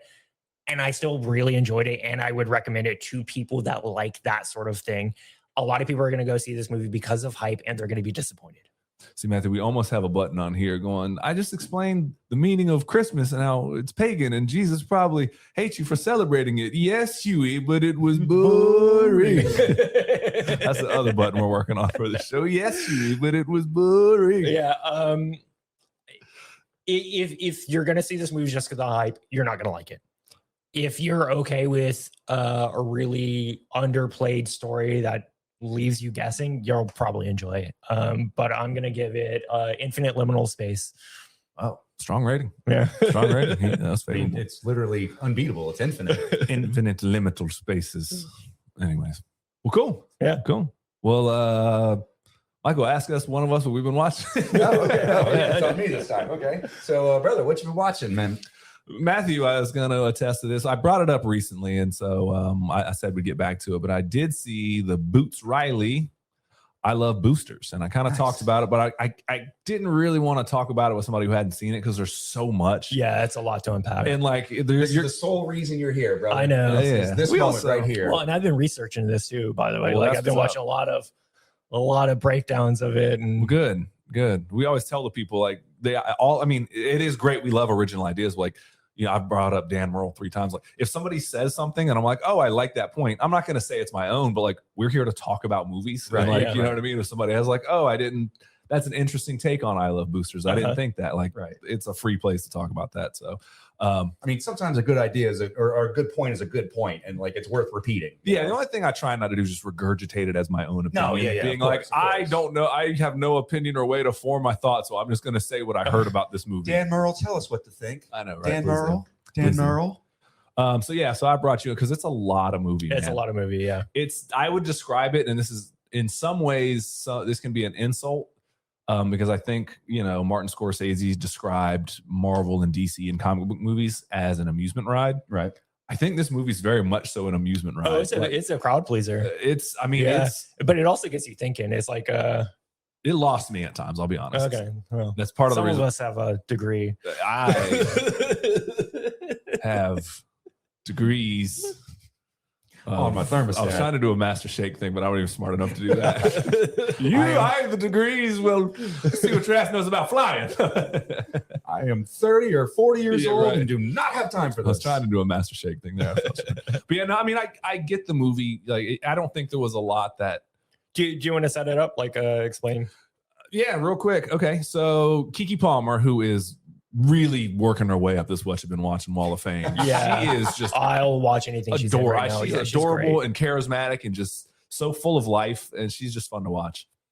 And we're all hoping that she gets together with Sean Evans. Yeah, you guys hit me to that. I had no idea. Apparently, that was a thing that they're like friend sexual or there's something palpable there. Okay. There's something palpable there. Yeah. But they're just real quick before, just on Kiki Palmer, there was when that movie Good Fortune came out, which plays a role in forming unions and labor workforce and stuff like that. There's a little bit of that. She did an interview with Aziz Ansari and Keanu Reeves and Seth Rogen, and Keanu Reeves gets up and starts talking about the Matrix. He's like, and you see the cameras, and they go, and he does the thing, and she just goes, oh, he did it. And like, he did the thing. Like, and just the way she talks so about funny. Keanu, she's just like, Keanu, like, she's so full of life, man. She's hard not to like.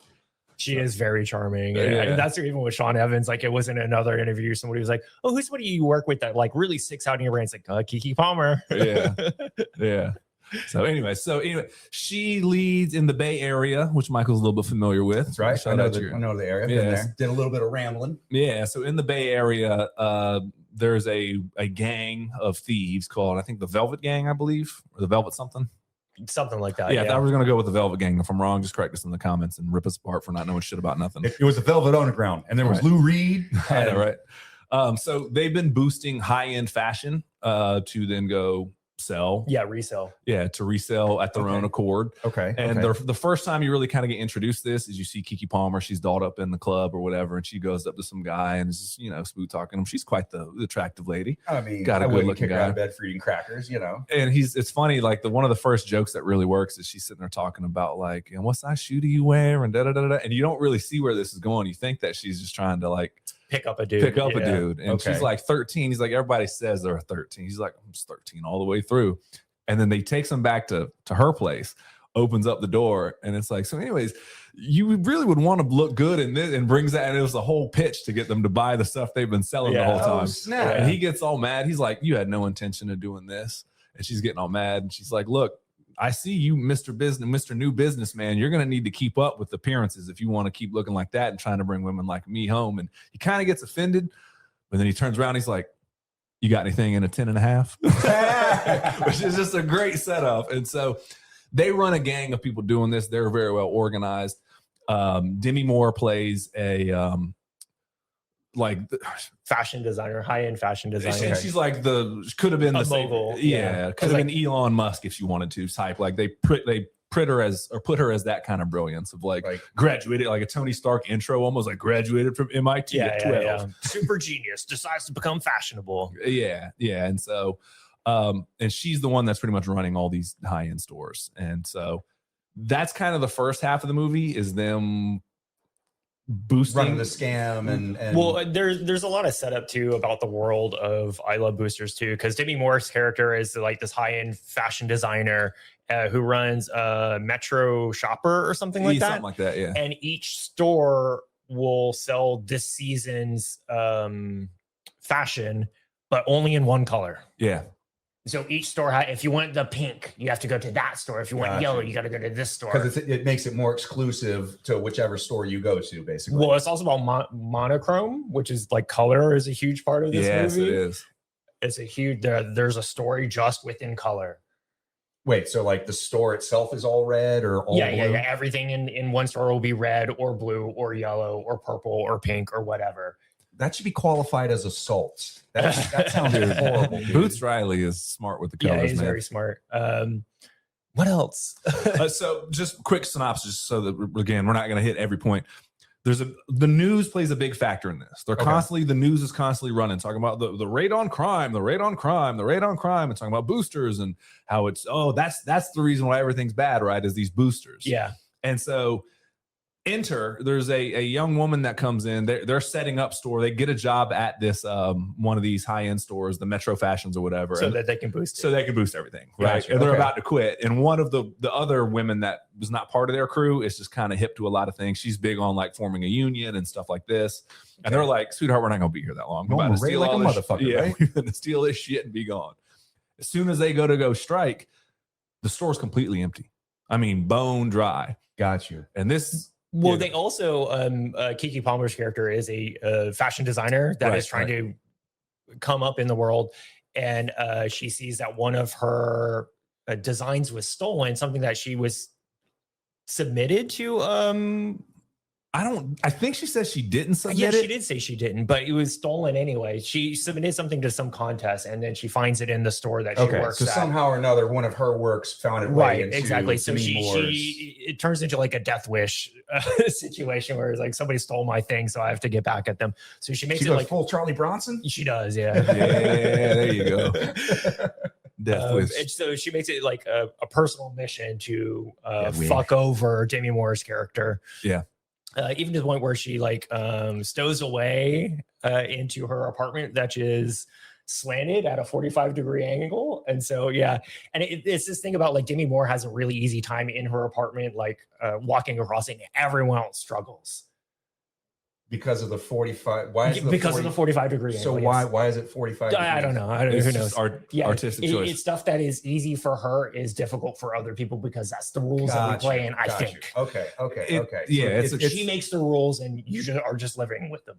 Gotcha. Yeah. Okay. Yeah, which is clearly there's a big parallel for the working and ruling between class. the rich people. And also is everyone wears lots of colors except for Demi Moore, who only wears black and white. And she sells you these monochrome fashion designs in her monochrome stores, but she doesn't wear any of the colors. Of course. And the first time she meets Kiki Palmer, who stows away into her she's obsessed with turquoise, right? Yeah. So Yeah. she's wearing turquoise, and Demi Moore mentioned something about it's like, oh, you're very fashionable. It's like, oh, thanks, I like turquoise. Like that's actually aquamarine. And so there's this thing about gentrification of like black fashion, right? And basically she takes it and says, that's not turquoise. That's my thing, aquamarine. Got you. I changed it just I ever changed so it. Now it's slightly. mine. Right. And Which is the same thing with the fashion is you don't even have to send it in for it to be taken. yeah, Like, exactly. Yeah. They take it off the streets and they resell it to you at now $300 a pop, you know? Right. Yeah. And so that's a big class. His movie's just riddled with themes of revolution and class. Well, and he's an open communist too. So yeah. I mean, I'll tell you a story about he told on them, but he in an interview he did, but yeah, about said things, and that's why I brought up the media earlier. But ultimately, like when they set up this big heist and everything, and they go to steal everything, and somebody has ripped the store bone dry, and the movie pivots wildly. Yeah, as his movies do. Yeah, his movies will take another big swing, and so somebody has found a teleporter device. One of the workers that is actually manufacturing the clothes back in China, all their people are getting sick working there. Yep. They have enough of it. They're not getting paid. They're talking about striking. They're not going to effing strike. Then do what? Right. So there are ways to get sick, and they find these teleporters. And so her and her brother each have a teleporter. Magically, there's a third one at some point. Just for plot purposes. Convenient. But yeah, whatever.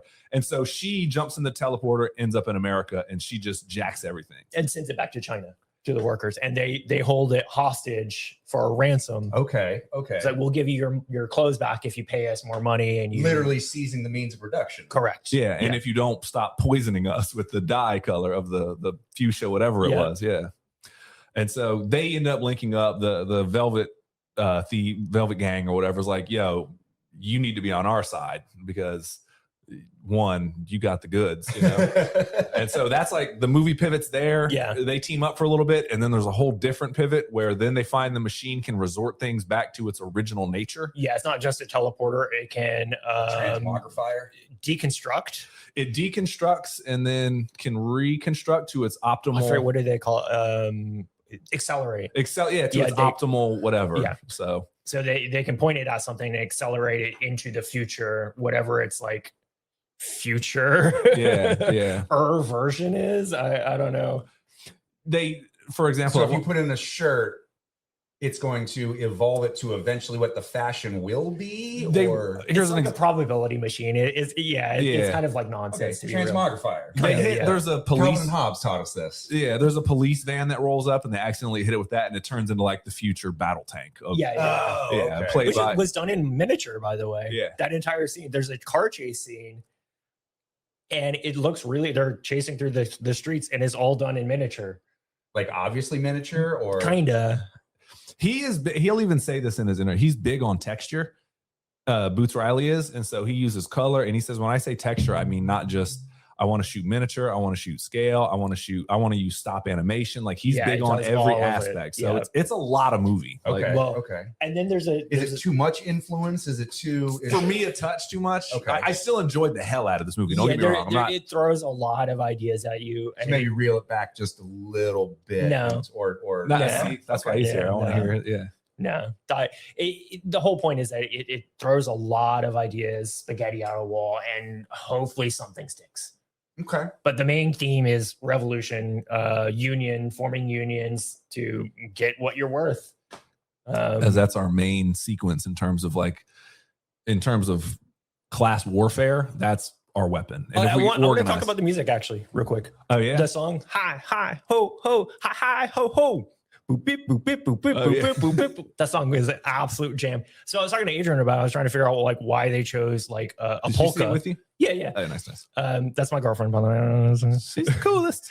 I was talking to Adrian about it, and the fact that they're using polka is like Eastern European, right? So like communism. So it has that kind of throw at it. And also they're saying hi ho, hi ho, hi ho, which is dwarves working. That's a deep cut reference. This is why he's on the show right now. Okay. I don't know for a fact. I haven't heard Boots say anything about that. Just a theory. It's a theory that the polka thing is like an Eastern European, like communist throw, and the hi ho is dwarves working. I mean, that plays. Disney to be real. That plays. It makes sense. So I don't think it's accidental. No, it's definitely not. He's very thoughtful. Way too meticulous. Yes. Even in its absurdity. And I think he'd tell you that. Like, it's way too meticulous. It's not just like, oh, and then this. Yeah, and then Eric Andre shows up. Yeah. Yeah, in the battle tank. Yeah, in the battle tank. But yeah, it's interesting. And it really, they kind of unify in the sense of Kiki Palmer's vendetta becomes such a personal thing where she's like, I just want to, like, F this woman. She wants to screw her over. And then she kind of becomes a shitty friend in the process. Yeah, she does. Yeah, and like she keeps talking about how she's alone, and every time that her friends are like planning stuff, it's about her and what she wants. Is like people throw ideas, and I was like, nah, fuck your idea. We're doing my idea only. And it turns out being about you're not actually alone. You have the community that you're with, and she kind of is very short with one of her friends a couple times throughout the movie. And she's like, okay. And then eventually she snaps on her. She's like, don't ever yell to me like that again. Right. Yeah. Like, like you sit there and say how lonely, like I've been all your bullshit that you've drug us through. I've been right there with you. This comes to an end. And I was like, that scene was awesome. Well, and there's because it was deserved. And she wasn't, absolutely. It wasn't like stereotypical, like, sassy black, like, oh no, you don't. But like her point that she was saying was so valid that she had to say it in a certain tone to cut through the bullshit in terms of like, like, don't you start yelling at me like that. That's the last time you're gonna talk to me like that ever again. Yeah. Sure. Well, there's another plot line going on with Don Cheadle, right? Doctor, whatever. Yeah, and basically he's running a pyramid scheme cult. Yeah. And people are like, oh, we got to go see Doctor, whatever his face is, and we got to give him money. And he's basically scamming his own community. And then there's a twist on that. Yeah, which the whole thing about that is you're just saying that there's so many levels of just ripping off the people that actually your workforce is the actual, like, the monetary thing of it, and just everyone ripping them apart at every angle. It's like, and he's selling the same thing that everyone else does. They want a sense of belonging. They want a sense of like, oh, if you can make friends like this, if you get two people, then they're two people, and now look at you. And it's you a got literal pyramid scheme, and he even shows them a pyramid. I always wanted to do a prank where he's at the top. Yeah, exactly. But he's not actually at the top. Oh yeah. Oh, that's yeah. Like I always wanted to do a prank where it was like I wanted to write a book called How to Make Millions of Dollars, and it's going to be literally one sentence that just says write a self-help book. And meanwhile there's like 400 pages of just blank pages. Like, go ahead, just write a self-help book. Patent pending. Don't steal my steal my shit. Yeah, that's a rule on the show. We say something, you go, patent pending. That's right. Down the barrel. Right. Anyways, we have lawyers. Cousin Dev would love. Yeah. Or lawyered up. I didn't dislike the movie, and so I thought it was a lot, and I think over multiple viewings. But again, I say an amusement park ride because then you're like, we're gonna spoil the movie real quick. I think we already did. Yeah, we have. It seems kind of impossible to talk about it without actually spoiling something. Things. we could do our best way to Let's talk describe. about Lakeith. How about that? Oh, hang on. Before Okay, definitely let's talk okay. Lakeith. But there's also this big thing is there's these $100,000 suits that are coming out, and one of it is like how Dead Prez has that song about like I can't even buy one of what I make in an hour. You know what I mean? About how like we make these things by ourselves for things that we can't even afford, and there's these whole things that like these $100,000 suits are coming out, and so Kiki Palmer really wants to get her where it hurts. She's like, I want the $100,000 suits. And this is kind of when they blow up as friends. Turns out they're literal skin suits, and people started to unzip to muscular form, which is then this whole like jacked up, like no, just like muscular, like muscle. just musculature. Yeah. And it turns claymation. It's like it turns stop motion. Oh wow, okay. And they're like running around the city, and then the car chase like Inside Out Boy. Yes. Yeah. Oh, okay. And so it's a big thing of like, to me, what I got the analogy was, or what the metaphor was that you can just buy people, and like the guy that was selling Don Cheadle's character is one of them, right? And he was selling stuff to the black community that he didn't fucking believe in, and then that may be a different person next week, and then a different person, and so they can put these plants in these places that look. Some people would say like a Candace Owen type. She's changed her tune now a little bit, but thou doth protest too much. Too quick. Right. So, but I'm used about like people like that where you just zip up, and that's the $100,000 where it's like, yeah, you buy this suit, we put you in these like media like plants almost. Gotcha. And so with the news going on constantly, some of the people that are reporting it, his whole thing there's like a lady that's like, I don't mind spending $2,000 for my rent and stuff like that, and it's like she's a suit, right? And so she's like trying to sell you why it's actually okay that you're in the position that you're in. And they're using the media constantly to point at the problem of all your problems are being these people boosting, and not the economic prison that we have ourselves set up. Somehow politically relevant right now. Yeah. And so that's the whole thing is he's trying to point out like it's easy to fault these, these boosters are the problem. That's why things are closing down. And he goes on later, and we'll definitely come back to Lakeith Stanfield. He's too awesome. But like, got real excited about that. I like Lakeith. He's so good. Yeah, he's awesome and everything. I'm really a big fan. But like he told a story one time, I was listening to an interview by Boots Riley, and the media will put these people in places to go, like when CVS started closing down, they're like, it's because of the theft. And they will hire people in the media, in the news to sit there and actually spend. Sit there and say like, hey, no, the CVS is shutting down because of all the theft. And it's on. So that's the problem. So then we need more police. Then we need more of this. Yeah. When actually the CVS CEO came out and was like, no, we're shutting down because of online shopping. And so it's this whole propaganda thing. And also the fact that no one can afford health care, so they're not coming and picking up their prescriptions. They also don't want to staff the store. Like I went to buy razors the other day, and I had to go find somebody to unlock the thing to let me get my razors. And then I took it up to the register, the self-checkout, and I had to get somebody else to unlock and let me buy the thing. I was so fucking annoyed. I'm going to tell you straight now, if you expect me to check out my own groceries at every single store, I'm stealing shit. I'm just going to put it out there. I'm going to forget the dog food underneath the bottom of the cart. Sure. I'm going to, look, hey, you saw me. I put the milk over the scanner. It's not my fault it didn't beep. Like, I'm fucking telling you, if you want to keep theft down in your store, hire people to scan my shit. Yeah. Well, the sad part is, just on that real quick, is one, this promise of like, we're going to get all these things.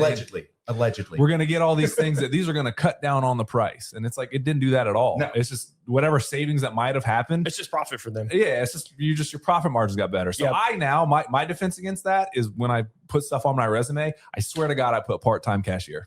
Really? Yeah. Fuck yeah. I am.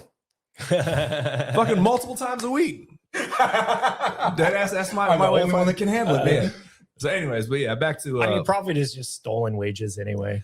That's his, and so that's what he was saying is like these idea of stuff being put on the boosters is the problem. He also tells a quick story about when he was like 15, Boots Riley was, and he was they were gonna switch over to year-round school, and he got 2,000 students together to like, nope, we're not doing this. And so he had the megaphone, right? And he's sitting there, da da da da da, and this the principal came down and was like, Riley, come here. And at first he started giving it to him just because he thought he's in trouble. And this is big Swoliticus, you know what I mean? Right. Or principal was jacked. And a bunch of other students came in and started fighting the megaphone and the guy. And one of the students got gashed. And so it blood was being spilled. They eventually got it back. And then to wrap up the story some, this was one of the times that the then board came out and said, we've heard enough backlash. We are not going to go with year-round school. And so they were floating. They were like, that's how easy it was. Granted, it's not hard to convince high schoolers to walk out of school that day. Right. You know what I mean? Yeah, so to yeah. get 2,000 people in the bay to be like, word, Pete. But so they were floating high that day.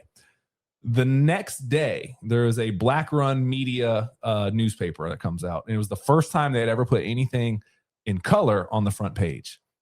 And what do you think? The blood that had been spilled from the student that got gashed got on the principal. And so that was the picture that got on the front page. However, the headline fucked him up. Students attack principal. And so that was his first lesson. And so why the media plays such a big role in that was something that he was applicable to, being like, oh yeah, they're going to spin this however they want. And point this as us being the problem when it's the system that is in place that is constantly the enemy. What is it? Denzel says it's not what you did, it's what you can prove. Yeah. That's fucked up, dude. Yeah, that's.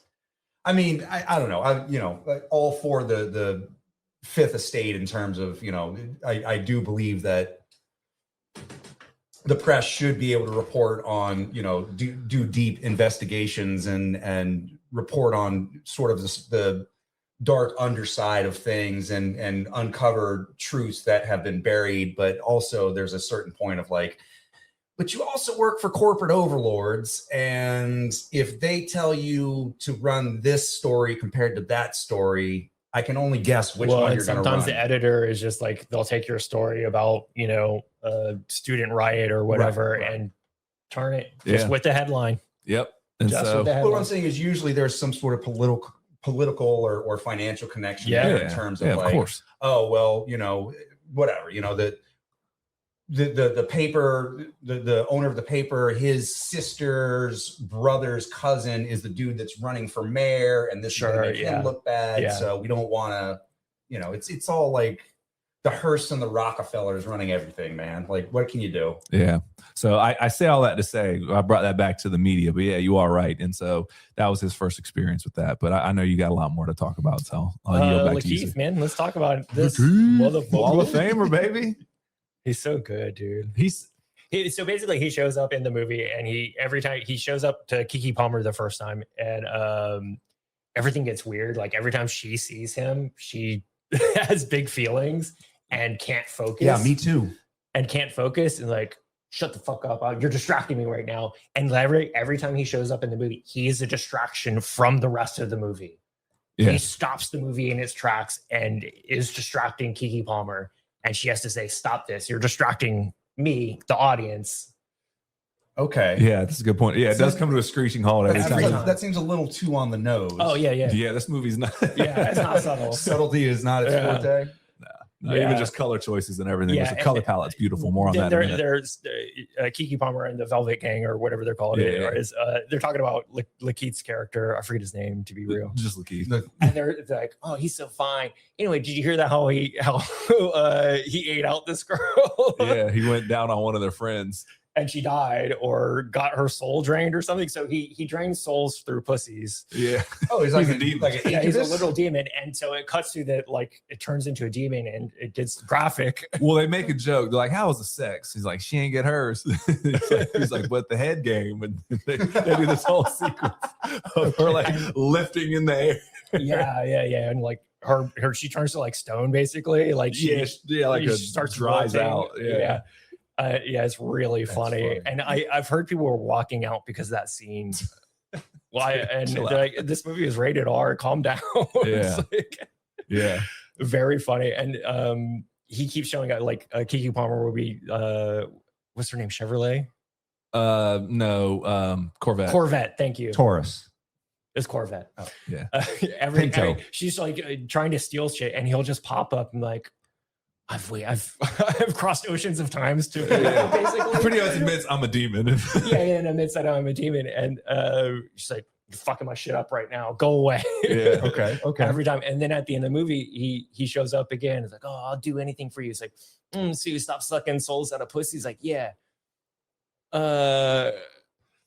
well, that's cool, but you're distracting me, and also I can't date anybody that won't eat pussy. Yeah, that won't go down on me. Yeah. No, he has this whole spiel about like true love would make me stop being a demon, and I must experience this and meeting with you, and I've learned I don't want to be doing this. She's like, no more sucking souls from putting no more. She's like, I'll think about it. I don't know. I'm kind of on my own thing right now. And also, I can't be with a man that doesn't go down on me. It's such a good so joke. Yeah, it's such a good joke. It's such a good joke. Oh, that's great. Yeah. No, he's awesome, man. That's a quality joke because they spent the entire movie building it up. Yeah. And they shoot it like a PTSD scene when he's there. It's like the whole background, like warbles, like whoa. Yeah, it's like flashbangs going off, and it's like, yeah. Just like tinnitus going on. You hear that buzz. Her friends are like, let's go. And she's like, hang on a second, we're just talking. It's great. Yeah, she's awesome, man. It's actually really well cast. Demi Moore's really good in it as well. I mean, she's great in everything. And I'm gonna give was that award to Adam Devine? Really? Like the first minute of the movie, you see her getting out of a limo with tons and tons of paparazzi, and he has like one line of like, back up. And you never see him again. I forgot he was in that. That's right. Yeah, dude, I'm on the hunt for the workaholic. It's like you said with Clifton Pinky Powell in somewhere. I'm gonna find it. He says like one line in the movie is like back up, or in his classic. Yeah, that's right. And then you never see him again. That's cool. I thought he was gonna be like her handler. Nope. Yeah, just the one scene. Yeah, just the one. Yeah. So that's funny. I might have to make that a new award. Was that award? Yeah. And Will Poulter's in it too. He's great too. He's very funny. Yeah. He plays one of the managers at the stores that they end up robbing. Of course, sure. So, I could see that. Yeah. It's funny. There's a whole like the dialogue it's rapid fire. So anytime there is an expedition dump, you're getting more than just that scenario. They're also setting up like the next thing. Yeah. Because they're like the two other employees that aren't a part of the Velvet Gang. The one girl wants to start a union, and they're like, we got our paychecks. There's something wrong with them. They're $6. And he goes on this like long soliloquy, and they're like, why it's like their fault that they're being paid $30 instead of, and then it's like, so it's our fault for working here. And then he goes on this long thing, and he kind of says it in a weird roundabout way. He's like, so you're charging us for our uniforms, right? Yes, plus this, plus you have to enjoy, like, he's just so pretty much they're just getting pimped regardless. They have like a $3 check, but it's a really funny sequence. I'm not going to try to repeat the dialogue, but that's ultimately what it is. It's really snappy, all the dialogue. It's a little Tarantino-esque, a little bit. A little bit. I mean, he's a rapper by nature. So he's the rhythm. Is he a rapper turned singer?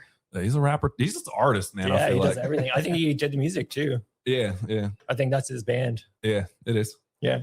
Yeah, he's like a Robert Rodriguez of just like revolution movies. Does everything. I love it. That's chopped, shot, and scored by Robert Rodriguez kind of thing. So, but he's an artist, man. Like even just the concept of it, and his hat game on point. Every time. Yeah, that is very true. It's like him and Cam Newton are currently battling it out for the most ridiculous hats. He wears like a Mountie hat, right? He does. Yeah, you should see Cam Newton's old get up. He'd wear like a pilgrim hat that's unpuffed with a buckle and stuff. With dreads poking. Like, they're in competition for sure. But I'm always so thankful, baby. It's Thanksgiving. But his whole thing is about like boosters or whatever, was saying like as a rapper, it's part of the job description is I got to be fly no matter what. And he's like, I wasn't. You know what I mean? Well, I worked for a label. They're not paying for that stuff. So I had to find new means to try to keep up with this stuff. And so he appreciated the boosters because they were, real deal out in the Bay. They would go jack stuff from the department stores and let him get the fresh stuff for free for the low. And so that's kind of where it started. And it becomes this giant at the end, like with the Chinese workforce. And it really is just this thing of like, we together, it cannot be just for solo. Because he also brought up in one of the interviews about how when the writer's strike happened, he was like, I ended up pretty well. And he said, I understand that some people felt like we got nothing out of the strikes. He said, I feel like I turned out pretty well. I mean, I got to go make a second movie. And I got on board for, I can't tell you all about it, but there's more projects coming. Sure. He said, but it's not about just me. And that's kind of the thing that he was saying about Kiki Palmer being like, I want personal revenge on this woman. And when they unify to being like, no, we can make this good for everybody. Right. And so then the Chinese workers strike, coupled with what they're doing, they use the accelerator to accelerate the workforce mentality and to unionize everyone together at the same time. Yeah. So the solution is communism? Yes. Yeah. Okay. Yeah. And then and then it starts to show like, oh, this inspired other workforces to do the same thing. Right. If they can accomplish this, then we can too. And sort of, spreads virally kind of thing. Yeah. So, excuse me, big on the revolution. The color palette's out of this world, man. He's very sharp in his shots. And the first time, like, you don't often see the regression of like when he's using the teleporter beam on like, let's accelerate it or let's regress it to its natural state.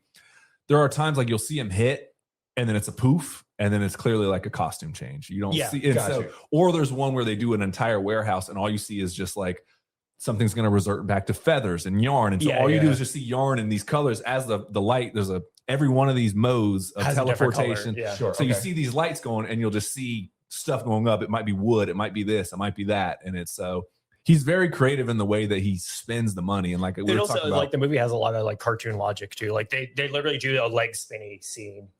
Yeah. And so it's got cartoon logic on it. Okay, like anything you can do with the teleporter, they do. Like as far as people jumping through teleporters and coming out another way, like they do all of it. All of the things. Like during the chase sequence, they're teleporting all over the place and coming back. And talking to you made me like this movie. Not that I disliked it, but finally talking to somebody else about it, I realized, okay, I did like this movie. Well, it's a lot going on, man, and you need to bounce those ideas off of somebody. Like just being in your own headspace on it isn't. Yeah, because I walked out like I'll go see the next Boots Riley movie. For sure, like, just because again, love or hate it, it's something entirely different and unique, and it's such a unique voice and just choice of the way he shoots things that like I say, he's an artist and you can tell that through and through, and he's trying to do something different. It's like the way he does this in terms of workforce stuff, it makes The Office or like any of those workforce or like work comedies look like propaganda. I'm being dead serious because they might touch on like, oh, I know there's an episode of The Office like, oh, Stanley needs a raise, and so he barks it at, but like really when you go to work, what's one of the main things that we're talking about, you know, in don't get fired today. Oh yeah, no, but if you go to any like factory, any like place that it's a lot of people griping about they're not getting paid enough for their services. And that gets glossed over so much. So like I said, even a lighthearted show like The Office or something like that, comparatively, he even said it, and I'm quoting him a lot, but he said, I want my propaganda, because he says, I do like movies like Independence Day and stuff, despite this. Sure. Like, I want my propaganda to be better. So he admits it, like, I'm going heavy-handed, I'm doing these things, but I need it to be better than what they're putting out. Sure, so, absolutely. Right.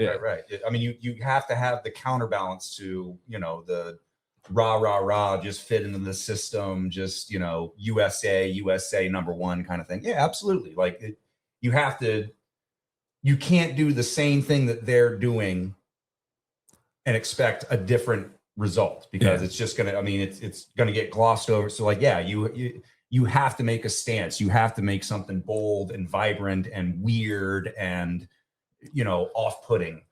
Even, and you're 100% right. And just, I know I've brought mad, but did you hear about the Rage Against the Machine thing on Wall Street? Oh yeah. Okay. So they went to go shoot the music video "Sleep Now in the Fire," and Boots Riley's told this story a bunch of times. He said, you know, because he's friends with Tom Morello. It's supposed to be guerrilla style movie or music video. Yeah, they go to Wall Street, they turn up their speakers, they get arrested. That's the premise of the video. Sure, doesn't happen the first time. They play again, sirens get turned on and stuff. Nothing happens. But the third time they play, they hear like rah rah rah rah rah rah. And before they know it, I think they're saying suits for rage or suits in rage or something like that. Something like that. And it was the people that were on Wall Street. And Boots Riley really took that as, you could be like, you fucking hypocrites. Some of that is true. Some of that is true. Sure. Yeah. But it's also him saying that, like, even the people that, like, I got out of college and no matter what I do, I still need to pay these bills and whatever, you know? And gotta eat. And it's one of those things that people, even his point was that you'd be surprised how many people, even on whatever side of the aisle are on, they just don't believe that a revolution has come together that's actually going to work. Is what's presenting them. So they keep taking the safe option, and they're like, it's all through organization and it's all through unifying to understand. That's the one thing we have as our actual I understand labor. I understand that of like people being like, I would love to, but like I would love to stick my neck out there, but also like I got to know that it's going to be worth it in the end, because otherwise, I mean, I'm literally sacrificing my health, my family, my food, my whatever for my livelihood. Effort, you know? I mean, they could fire you too, though. Yeah, that's what I'm saying. My livelihood. Yeah. Sure. I mean, I understand that's the dichotomy of like, you're damned if you do, you damned if you don't. But at least for right now, I still have a job and I'm still, you know, like I understand there's a certain sense of like, I'm secure and like I'm willing to help, fight the naval battle, but I don't want to rock my boat too much. Well, and that's what's stopping people from the revolution is that they need to know that there's enough support there, which is kind of the point of the movie, is that it's about community. You're not alone out there. There's a whole system in place of people that are ready to do it. They got to find the right cause. Yeah, exactly. You just got, once the right cause comes along, it's going to happen. And I believe that and too. Enough voices. Yeah. True. Enough people involved. Because even like he was talking about, like I did that when Black Lives Matter stuff was going on. He's like, yeah, so we gathered 2 million people. Like, and a lot of people feel like, okay, the great, awesome. Now what? No. You know what I mean? So that when we talk about a cause that's like, is the cause actually going to work and make change, or I mean, I've sort of mentioned this before when they did the Occupy Wall Street thing, where it's just like, we're going to go to the park and we're going to bang drums and we're going to protest, and it's like, okay, but so you're saying fuck Wall Street? What's the end result there? I mean, like, there was no unifying message. There was no leadership to really get behind. Like, oh, it's just a movement, and I'm like, okay, so it's a bunch of dirty hippie college kids banging drums and meanwhile, the CEOs of these banks are flying in over their private helicopters, looking down, going like, "What a bunch of losers!" Sure. Well, and there was a propaganda spin against that too. Though it's like, oh, those people have jobs. Like, yeah, they chose this instead, though. Yeah. Well, but I mean, it's one of those like, had they gone in and like, not stormed, but like politely gone in and sat in the lobbies and started banging drums and like, just go, like Bill Burr has this great bit where he's like, go start filling out applications for wild shit, just wild, and waste their time. Like, that's the way that you're going to bring them down, is because now nobody can get a loan because everybody's applying for a loan for like, well, I want to open up a pet rock store. I mean, people need pet rock stores. I mean, yeah. It's also, they have tanks. Like, and there's a literal battle tank in fucking Boosters where like Eric Andre is driving it. He's a madman. Of course. Because they accelerated it into the future where they have literal tanks in the street to stop boosters of all people. Yeah. So, yeah. Or just an unnecessary police force. Yeah, exactly. So that is a huge again, part of it. You can paint the boosters as the bad guy and not the system that we're in. Yeah. Right. Yeah. So there's another thing. It's the weaponization of the police force. It's these military vehicles and weapons and surplus have nowhere to go except to other countries, which we don't like, or into the civilian market for sheriffs and police forces and stuff like that. Because where else are you going to sell them? Yeah, it's not like there's not ATV, MTV. What am I thinking of? All-terrain vehicle. Yeah, when like there's no market for a troop carrier other than like, oh, we can just sell it to a SWAT team or a sheriff, a county sheriff somewhere, and that's going to be their like mobile tank force. I mean, you're not wrong. Yeah. You say you had another point, though? Yeah. Sorry. I wanted to talk about the costume design in this movie. Oh yeah, please do. It's out there. It's wonderful. Did you notice anything about it? Did you pick up any familiarities from other movies that came out in the last few years? I think I know what you're hinting at, only because I got a text message with it. I think you were gonna say Everything Everywhere All at Once. I am gonna say Everything Everywhere All at Once. So the costume designer for Boosters is the same costume designer from Everything Everywhere All at Once. Yeah. Awesome. Yep, and I think that should be pretty obvious to be real. It makes sense.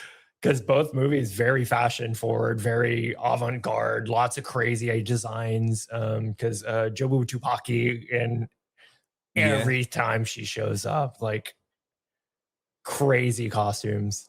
Even just the sequence where they start making their own fresh gear because they have the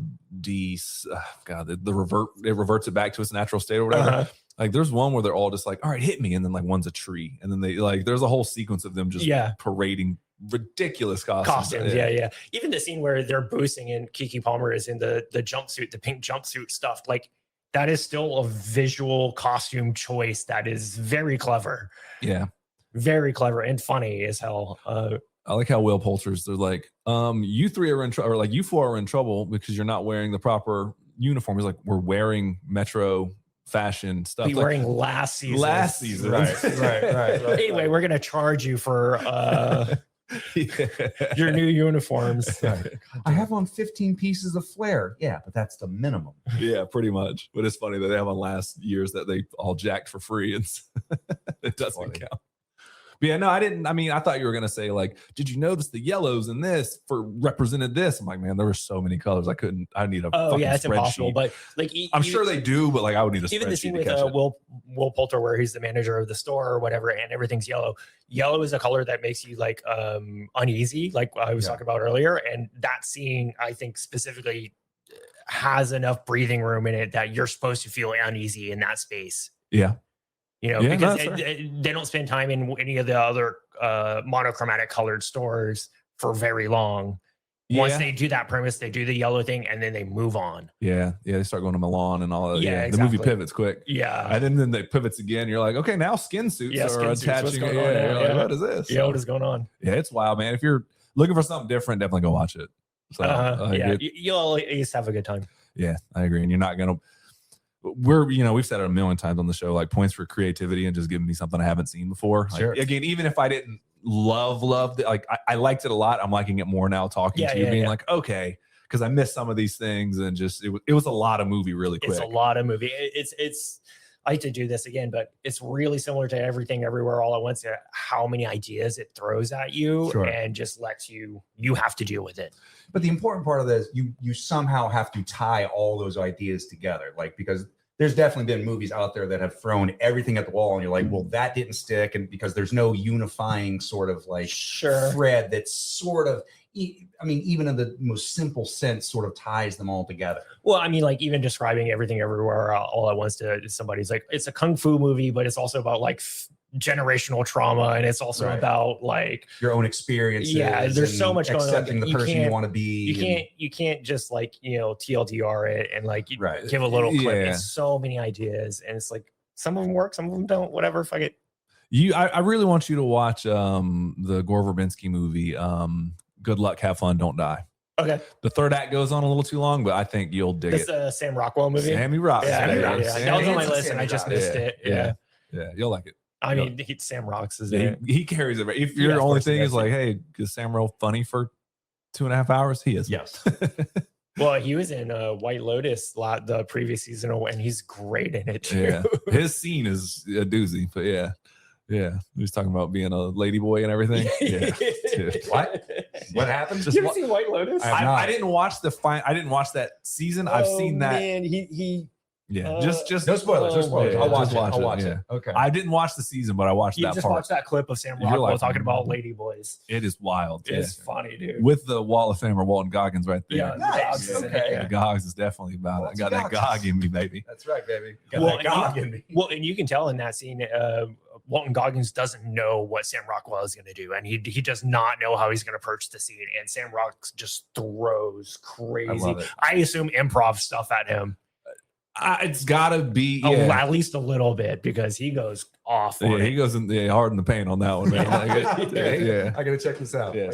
Check out Good Luck, Have Fun, Don't Die. Okay. Yeah, third act's a little long, but they stick the landing. So okay. So what would you rate I Love Boosters? Get organized. Get organized. Yeah. Okay. Get organized first. One community leader with a bullhorn. Yeah. There you go. That's what I'd read. There you go. Well, hell yeah. I think that's all we got time for today, man. Thank you very much for joining us, man. I truly wanted to have you on board for this one, man. So, as always. Well, I guess on that note, ladies and germs, we'll be back in 2 weeks. And until then, go watch a movie and talk about it with somebody you love. Well done. Peace.